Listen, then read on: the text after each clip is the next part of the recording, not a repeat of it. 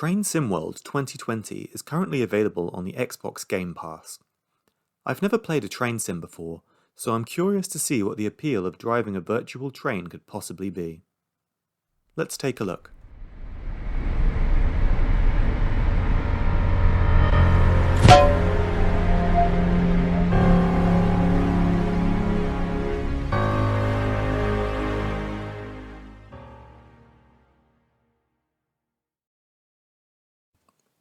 Train Sim World is a train driving simulation experience from Dovetail Games, where you can drive a number of different trains on real routes from around the world.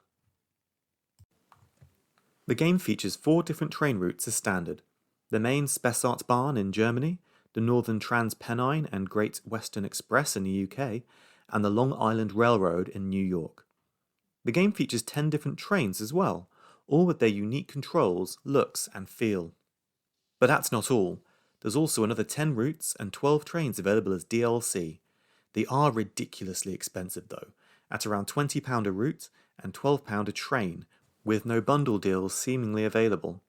This seems even more crazy when you consider that you can buy Train Simulator World 2 for only £24. This is a nice looking game for the most part. The trains all look good inside and out and are made to be as close to their real life counterparts as possible. As well as driving them, you can walk through the trains as well as the stations in a first-person perspective, which adds a bit of realism to proceedings too. The interior of the cabs all look nice, with working displays, dials and knobs all over the place, most of which are usable. It could do with a high-resolution overhaul and some better textures in places, but I believe that's what they've done with Train Simulator World 2. I would have liked the option to zoom into the instruments a little more to see what they have to say, but it can be a bit hard to read the displays sometimes. Luckily, there's a heads-up display showing your speed limit, your momentum and power, which is handy to have. I do find I spend most of my time looking at that rather than the track, for better or for worse. You can also view the trains from the outside too. The weather effects are nice. You can journey in calm, rain and snow with wind, which all look pretty decent and actually affect the way the train handles. But the rest of the outside views are less impressive. The scenery looks fine when whizzing past at speed, but there is a lack of detail on most of the things you'll see out the window. But it's realistic enough to believe the world you're in, and the stations are looking pretty good too. The passengers look and act like dead-eyed robots, and they just appear at the train doors to get on or off rather than actually getting up or sitting down, which I found a little disappointing, and could potentially take away from your immersion. I really like the sounds in this game.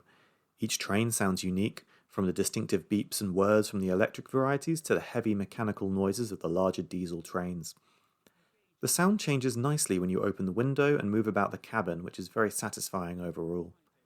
As with most games, I'd recommend using a headset to add to the immersion and really get that feeling that you're driving that train. So, is it fun? Train SimWorld is an absorbing experience. I found myself invested in learning how to use each of the trains and enjoyed the challenge of controlling my speed through varied slopes, terrain and speed-restricted areas, as well as judging my stops at each of the stations. There is a nice balance between ease of play and simulation, which gives a level of challenge I appreciate. Each time I've played this game, I've ended up playing for longer than anticipated, and I've really enjoyed the chilled-out pace of the gameplay. There are so many controls in each of the train cabins I haven't touched, which leads me to believe I can learn to drive in much more depth than I'm already doing, and I enjoy finding out how to use each of these dials. Each of the trains is different enough to feel like a completely new challenge. They don't just look different, they all have unique controls, and you can feel the weight and momentum difference between every train. Add to that the varied weather effects and in-game challenges, and you'll be kept busy for a long time. And once you've exhausted that, you've got plenty of DLC to explore if you're willing to pay the price. I found the controls could be a little clunky at times, and trying to aim for a switch can be really fiddly with a controller thumbstick. I imagine it's much easier with a keyboard and mouse when playing on PC. Luckily, most of the important controls such as throttle, brakes and opening doors are directly linked to the controller, so that solves that issue for the most part. I didn't expect much from Train SimWorld when I first played it. I thought driving a train would be dull, and that I'd get bored pretty easily, but this game has surprised me. There is a lot of depth and replayability, and I've really enjoyed getting to grips with it. This game will stay on my hard drive for some time for when I'm looking for a more relaxing experience. Rating this game is a little tricky, as it's such a specialist title.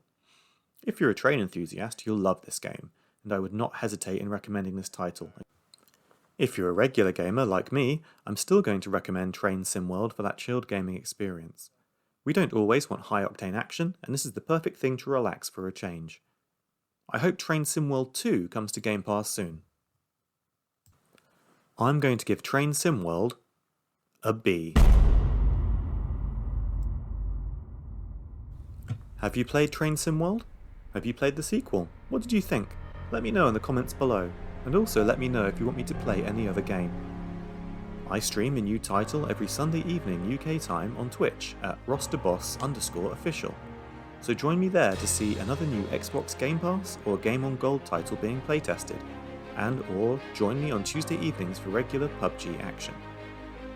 If you liked this video or found it useful, please like and subscribe, it really helps the channel. Thank you for watching, see you next time.